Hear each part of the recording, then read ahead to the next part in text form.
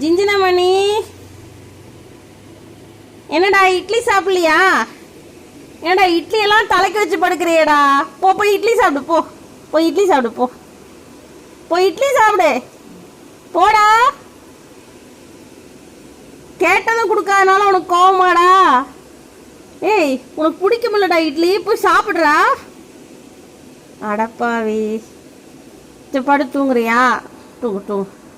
இங்கேதான் தூங்கணுமா? போய் அங்கே போய் தூங்கு போ. செல்லம். என்ன செல்லம்மா? என்ன வேணும்? ஜிஞ்சினமணிக்கு என்ன வேணும்? என்ன வேணும்?